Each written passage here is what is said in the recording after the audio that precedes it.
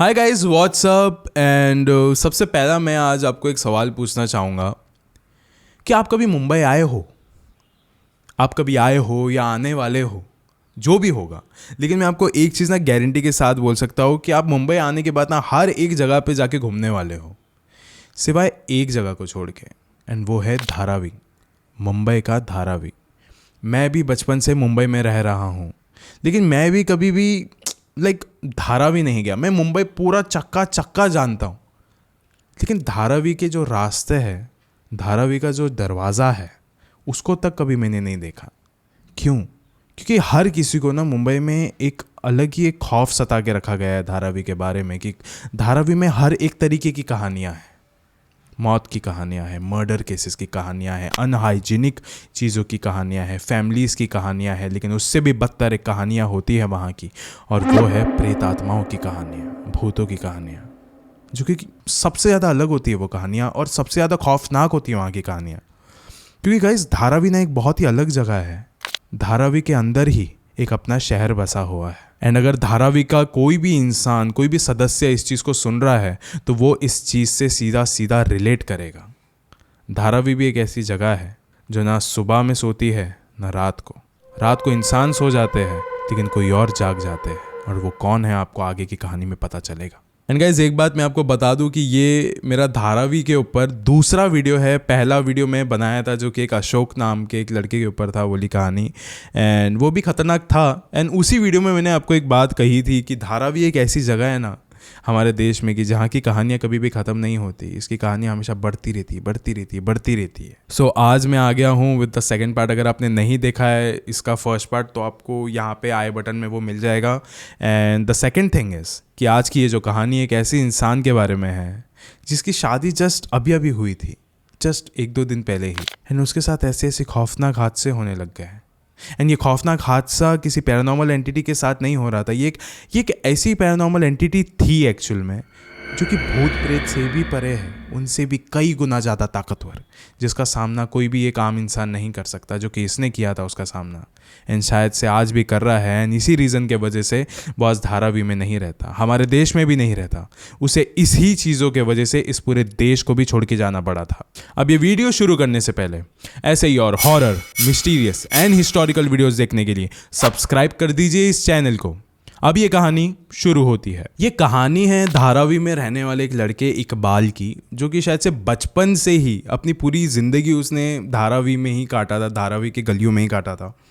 And वो बड़े होते होते थोड़ा सा उस पर भी जिम्मेदारियों का बोझ आने लग गया, तो फिर उसने एक जॉब ज्वाइन कर ली। एंड जॉब हो जाने के बाद वहाँ पे भी उसका वर्किंग एनवायरनमेंट काफ़ी अच्छा था, फ्रेंडली थी, और वहीं पे उसको एक लड़की मिली जिसका नाम था सना। एंड वो धीरे धीरे करके बहुत ज़्यादा करीब आने लग गए थे, इमोशनली बहुत ज़्यादा कनेक्शन होने लग गया था दोनों के बीच में। तो उस वक्त के बाद उन्होंने डेटिंग करना स्टार्ट कर दिया। एंड सबसे बेस्ट बात ये थी कि जो सना थी वो भी धारावी में ही रहती थी। गाइस, धारावी बहुत बड़ा है। एक टाइम पे धारावी एशिया का सबसे बड़ा स्लम हुआ करता था, मतलब वो इतना ज़्यादा बड़ा है। सो सना भी उधर ही रहती थी, एक कोने में धारावी के। तो इकबाल और सना ने कुछ 1-2 साल तक उन्होंने डेट किया। एंड डेट करने के बाद उन्होंने फाइनली सोचा कि अभी शायद से हमें अपने माँ बाप को बता देना चाहिए इसके बारे में। एंड उनको डर लग रहा था because it's a love marriage, तो हाँ बोलेंगे कि नहीं, लेकिन बहुत ज़्यादा मिन्नतें करने के बाद उन दोनों के माँ बाप मान गए। एंड अब फाइनली उनकी शादी होने वाली थी। फिर इकबाल और सना ने फाइनली डिसाइड किया कि अभी इस तारीख पे हमको शादी करनी है, एंड हम शादी में सब लोगों को बुलाएंगे।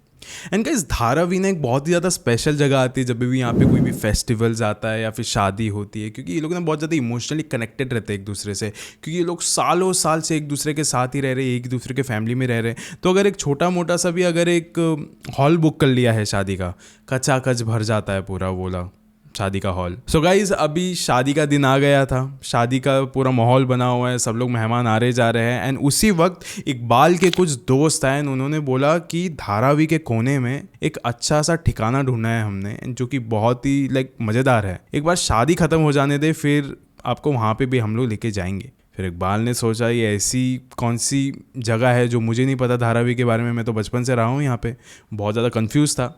चलो ठीक है। शादी अभी थोड़ी आगे बढ़ रही थी, काजी आ गया था, काजी ने आके अभी निकाह को कराया एंड निकाह हो जाने के बाद अभी सब लोग एक दूसरे से मिल रहे थे एंड उसी दौरान इकबाल के दोस्त आए एंड उसको गाड़ी में लिए एंड उसको वहाँ से लेके चले गए एंड अभी सना भी देख के बहुत ही ज़्यादा नाराज़ हो गई थी कि ये क्या बात हुई, अभी तो शादी जस्ट ख़त्म हुई है, जस्ट अभी शादी ख़त्म हुई है, सुहागरात का समय हो रहा है, कितनी सारी रस्में करनी हैं एंड ये इंसान है कि यहाँ से कहाँ पे निकल गया। फाइनली कुछ ही मिनटों बाद ड्राइविंग कर करके उसके दोस्तों ने उसको एक जगह के सामने लाके खड़ा कर दिया था एंड अभी इकबाल सोच रहा था ये जगह पे तो मैं कई बार आया हूँ और ये जगह कोई नई नहीं है एंड ये जगह मालूम में क्या थी गाइस, इट वॉज अ कब्रिस्तान, धारावी का फेमस अंजुमन तारवाड़ी कब्रिस्तान। यहाँ पहुंचकर इकबाल ने उसके दोस्तों को पूछा कि अरे मैं तो यहाँ पे कई बार आया हूँ यार, बहुत ज़्यादा एकदम फेमस इलाका है ये, तो ऐसा क्यों बोल रहा था कि एक बहुत एकदम न्यू ठिकाने पे लेके जा रहा है तू मुझे। फिर उसके दोस्त फैजल ने कहा कि ये कोई जगह स्पेशल नहीं है, लेकिन आज की रात स्पेशल है क्योंकि आज तेरी आखिरी रात है हम दोस्तों के साथ, तो आज के बाद हमें कभी भी नहीं मिलने वाला है, तो आज के बाद कभी भी हमारे साथ इंजॉय नहीं करने वाला है, तो इट्स बेटर कि आज की रात हम थोड़ा सा इंजॉय करते हैं, थोड़ा दारू वारू पीते हैं, मुर्दों के साथ थोड़ा माल वगैरह फूकते हैं। तो फिर इकबाल थोड़ा सा अनकंफर्टेबल हो रहा था कि अरे यार ये क्या बात कर रहा है वगैरह, लेकिन फिर भी उसने बोला चलो ठीक है आखिरी रात है मेरी, दारू वगैरह पी के जल्दी से घर चला जाऊंगा, किसी को कुछ पता भी नहीं चलेगा। फिर गाइस वहाँ पे कब्रिस्तान में ना एक जगह बनी हुई है, ऐसी लादी बनी हुई है जहाँ पे सब लोग जाके बैठ सकते हैं जो भी आते हैं वहाँ पे, रिलेटिव्स वगैरह जिसकी भी कब्र है वहाँ पे। तो ये लोग वहीं पे जाके एंजॉय करने लगे थे, वहीं पे उन्होंने पास में ही एक ब्लूटूथ स्पीकर लगा के वो लोग एंजॉय वगैरह करने लग गए थे, दारू पी रहे थे, माल वगैरह फूक रहे थे। ये सब कुछ कब्रिस्तान में हो रहा है और उनको अंदाज़ा भी नहीं कि यहाँ पे ऐसी नापाक हरकतें नहीं करी जाती। अभी कुछ ही समय बाद ये सब चीज़ें ख़त्म हो गई, घर जाने का वक्त आ रहा था। इकबाल ने बोला चलो अभी यहाँ से निकलते हैं। फिर वो लोग निकल ही रहे थे वहाँ से कि इकबाल ने देखा कि किसी तो कब्र के पीछे कोई तो इंसान छुपा हुआ है एंड वो मुझे घूर के देख रहा है। इसने उसकी परछाई भी देखी। फिर इकबाल को लगा कि शायद से मैंने बहुत ज़्यादा पी ली है, इसके वजह से मुझे ये सब कुछ चीज़ें दिख रही है, लेकिन कुछ तो था उधर। जो भी था सब कुछ भूल भाल के वो इस इलाके से बाहर निकला। फिर इकबाल फाइनली अभी अपने घर पे आ चुका था, वो बेडरूम में गया एंड उसने सना की ओर देखा तो सना बहुत ही ज़्यादा गुस्से में थी। उसने बोला कि हमारी सुहागरात है, इतने ज़्यादा रस्म बाकी है अभी एंड आप होके अपने दोस्तों के साथ बाहर चले गए हो। फिर इकबाल ने बोला तुझे भी पता है ये मेरी आखिरी रात थी मेरे दोस्तों के साथ, इसके बाद मैं रातों तक अपने दोस्तों के साथ नहीं रहा करूँगा, हमेशा दोपहर या तो शाम को मिला करूँगा, ये आखिरी रात थी हमारी, प्लीज़ मुझे माफ़ कर दे। बट स्टिल सना और इकबाल में बहुत ज़्यादा बहस हो गई, लेकिन उसके बावजूद उनको आज की ये रात को ख़राब नहीं करना था एंड इकबाल चले गया बाथरूम में अपने कपड़े वगैरह चेंज करने के लिए, थोड़ा फ्रेश होने के लिए।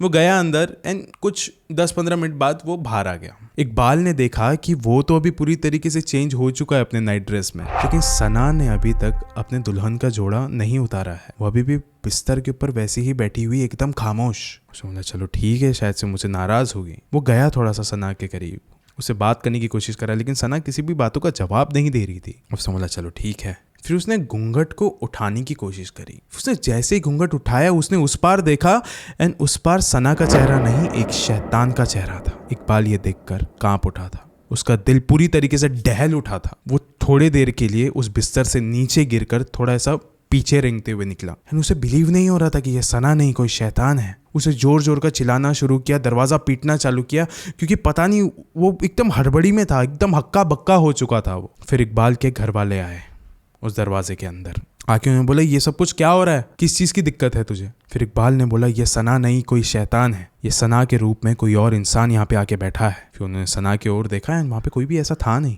उसके बाद सना उठी एंड उसने बोला कि ये मैं ही हूँ, ये मेरा ही चेहरा है, आपको ऐसा क्यों लग रहा है कि ये कोई और है। उसके बाद इकबाल ने बोला ये तू नहीं है, थोड़ी देर पहले मैंने तेरा चेहरा देखा था, तेरे चेहरे में एक शैतान का चेहरा था जिसके मुंह से लाल टपक रही थी एंड उसका चेहरा पूरी तरीके से जला हुआ था। फिर उसके बाद इकबाल को सना ने थोड़ा उठाया एंड उसको उठा के जरा बिस्तर पर रखा, बेड पे रखा, उसको थोड़ा सा पानी वगैरह दिया एंड बोला कि आप किसकी बात कर रहे हो, ये तो मैं ही हूँ। एक्चुअली क्या हुआ था मैं आपको समझाती हूँ अगर आपको याद नहीं है तो। आप आए, हमने थोड़ी सी बहस करी, हमने थोड़ी बातचीत करी, फिर आप बाथरूम के अंदर चले गए। बाथरूम के अंदर फिर जाके आप वापस आए अपने कपड़े बदल के, मैं यहीं पे बैठी हुई थी एंड यहीं पे बैठने के बाद आप मेरे थोड़े करीब आए एंड आप अचानक से नीचे गिर गए एंड उसके बाद पता नहीं क्या हुआ, आप चिल्लाने वगैरह लग गए थे। फिर इकबाल ने बोला कि नहीं ऐसा नहीं था, ये तुम्हारा चेहरा नहीं था, किसी शैतान का चेहरा था। एंड उसको ना अभी ऐसा रियलाइज़ हो रहा है कि ये सब कुछ क्या हो रहा है मेरे साथ। अगर सना ये बोल रही है फिर वो शैतान कौन था जिसका चेहरा मैंने जस्ट अभी अभी देखा था? अभी अगली सुबह आ चुकी थी, सब कुछ नॉर्मल था। इकबाल उठा एकदम, मैंने उसने बोला कि शायद से कल रात को मैंने बहुत ज़्यादा पार्टी कर ली थी, दारू वगैरह पी ली थी अपने दोस्तों के साथ, इसी रीज़न के वजह से मुझे शायद से ये सारी चीज़ें दिख रही थी। वो शैतान का चेहरा भी शायद इसी वजह से दिख रहा था। फिर उसने सना को उठाया और उसने कहा कि चलो एक रात जो हमारी साथ में थी, हमारी पहली रात, वो तो हमने बिगाड़ दी, लेकिन जो हमारा पहला दिन है साथ में, हम उसे नहीं बिगाड़ेंगे, वो हम लोग उसको अच्छे से बना के रखेंगे। फिर इकबाल ने कहा सना को कि सना आप जल्दी से तैयार हो जाओ, हम कहीं पे तो घूम के आते हैं हम, ठीक है? सना ने कहा चलो ठीक है, मैं तैयार हो जाती हूँ। दोनों तैयार हो गए एंड अपने घर से बाहर निकले। बाहर निकलते वक्त फिर इकबाल को याद आया मैं अपना वॉलेट घर पे भूल गया हूँ, मैं घर पे जाके अपना वॉलेट जल्दी से लेके आता हूँ। सना तुम यहीं पे रुको, घर के बाहर। सना घर के ठीक बाहर थी, दरवाजे के बाहर, खिड़की से दिख सकता था कि वो दरवाजे के बाहर है, क्योंकि एक चौल टाइप का एरिया है। वो घर के अंदर गया, अपना वॉलेट लिया एंड जब वो निकल ही रहा था तब उसने सुना कि किचन में कोई तो है जो कि खाना बना रहा है, लेकिन उस समय घर पे कोई भी नहीं था, उसके माँ बाप भी नहीं थे। अब कौन है यहाँ पे? वो किचन की तरफ गया एंड उसने देखा कि सना ही खड़ी है एंड वो ही वहाँ पे खाना बना रही है। उसने सना को आवाज़ लगाया एंड जैसे ही सना पलटी, उसके चेहरे में वही था, शैतान का चेहरा। इकबाल बुरी तरीके से डर चुका था। वो भागते हुए उस दरवाजे की तरफ गया एंड देखा कि दरवाज़ा बंद है और वो खुल नहीं रहा है। वो जोर जोर का उसको खींचने की कोशिश कर रहा है, लेकिन फिर भी वो खुल नहीं रहा है। उसने खिड़की के बाहर देखा और सना को शायद से वो चिल्लाने की कोशिश कर रहा था कुछ तो, लेकिन उसने देखा कि सना तो खड़ी है, लेकिन उसके साथ इकबाल भी खड़ा है। इकबाल ये देखकर एकदम हक्का बक्का हो चुका था, उसके रोंगटे खड़े हो चुके थे। उसने कहा कि इकबाल तो मैं हूँ, फिर ये कौन खड़ा है इसके साथ? फिर इकबाल ने अपने पीछे देखा तो वो जो सना है वो उसके करीब आ रही थी, जो कि असल में सना थी भी नहीं, वो एक शैतान था। लाइक उसके दिमाग में अलग ही अलग बातें चल रही है कि मैं यहाँ पे खड़ा हूँ, असली इकबाल यहाँ पे खड़ा है और मेरे साथ सना खड़ी है, जिसके लाइक वो सना भी नहीं है, वो सना के रूप में एक शैतान है। बाहर मेरी सना खड़ी है जहाँ पे इकबाल के रूप में एक शैतान खड़ा है। लाइक दोनों तरफ शैतान है और दोनों तरफ इंसान भी है। ये सब कुछ सोचते सोचते सोचते सोचते वो इतना ज़्यादा इस प्रेशर में आ गया था कि अब जैसे ही वो शैतान उसके करीब आया, इकबाल वहीं पे बेहोश पड़ गया। फिर कुछ ही समय बाद इकबाल की आंखें खुली एंड उसने देखा कि वो बिस्तर पे है। फिर उसको रियलाइज़ हुआ कि ये सब कुछ मेरा सपना था, ये जो भी कुछ हो रहा था ये सिर्फ मेरा सपना था। उसने अपने बगल में देखा तो सना वहीं पे लेटी हुई है। तो उसने बोला ये मेरे सुहाग रात की ही रात है, बस शायद से कुछ तो गलत हो रहा है मेरे साथ। फिर उसने बोला मैं जाता हूँ और अपने मुंह पे थोड़ा सा पानी मार के आता हूँ बाथरूम में। वो जैसे ही उठा उसने थोड़ा सा पानी मारा अपने शक्ल पे, वापस आया वो एंड वो देख सकता था कि सना वहाँ पे लेटी हुई है। फिर उसको ना थोड़ा सा ऐसे ही ब्लैंकेट उसका ऊपर करने गया तो देखा कि ये भी सना नहीं है, ये भी सिर्फ एक शैतान है। इस वक्त वापस से इकबाल बहुत ही ज़्यादा घबरा उठा था। उसने बोला अभी ये तो एकदम ही सच है, ये तो एकदम ही सच है। वो बाहर गया, बाहर जाके उसने अपने परिवार वालों को सब कुछ बताया। उसके परिवार वालों ने बोला कि मुझे भी लग ही रहा था कुछ ना कुछ तो दिक्कत है तेरे साथ। फिर उन्होंने क्या किया, सारे परिवार वाले, इकबाल, सना, वो लोग अगले ही दिन एक बाबा के पास गए। बाबा के पास वो लोग जैसे ही पहुँचे उन्होंने अपनी सारी बातें बताई कि ये सारी दिक्कतें हो रही है हमें। बाबा ने दोनों को देखा, इकबाल एंड सना को। देखने के बाद बाबा ने कहा कि इकबाल बस 5 मिनट के लिए आप मेरे पास आओगे, 5 मिनट के लिए। वो दोनों साइड में गए।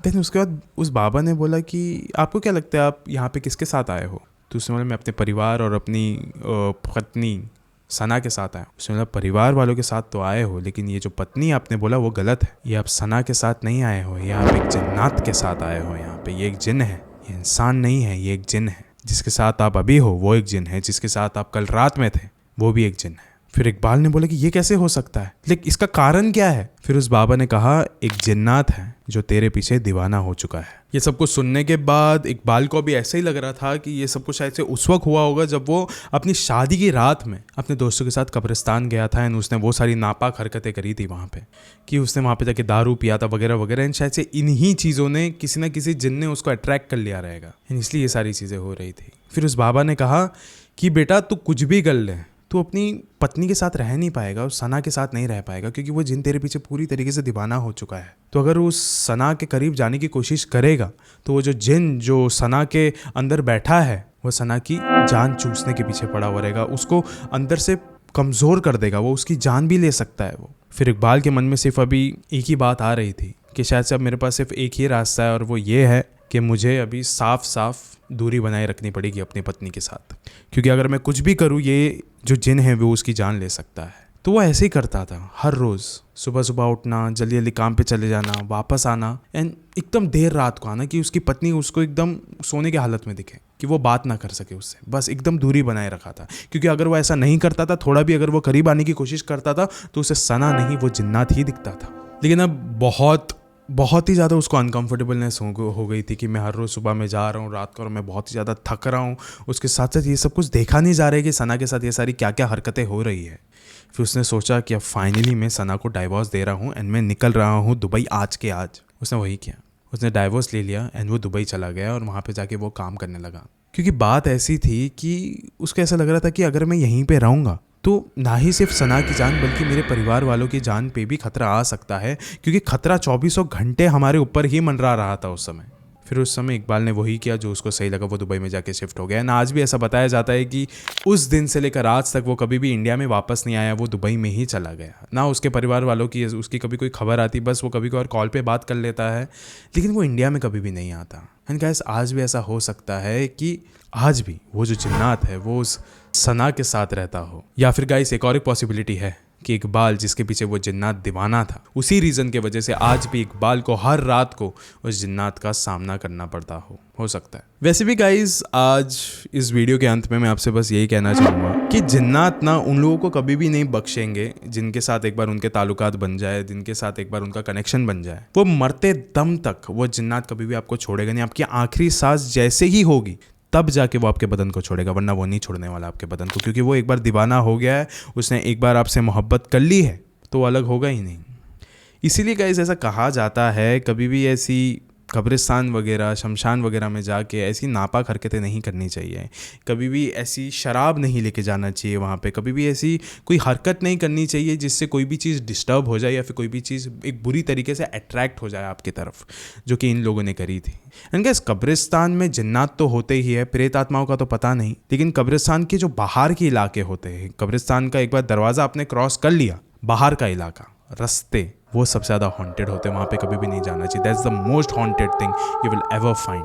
सो गाइस अंत में मैं आपसे बस इतना ही सवाल पूछना चाहूँगा कि क्या आप भी किसी ऐसे इलाके के पास रहते हो जो कि हॉन्टेड है? क्या आपके पास भी कोई ऐसी कहानी है? क्या आपने भी कभी आधी रात में किसी न किसी के हंसने की आवाज़ सुनी है? क्या आपने भी कभी किसी भी इंसान की ऐसे आधी रात में रोने की आवाज़ें सुनी है? क्योंकि गाइस ज़्यादा देर तक वो आवाज़ आप एक डिस्टेंस में नहीं सुन सकते, ज़्यादा देर तक आप वो जो आवाज़ें हैं वो दूर से नहीं सुन सकते, क्योंकि आज नहीं तो कल ऐसा होगा कि आप बोली आवाज़ें अपने करीब से भी सुनोगे। शुक्रिया।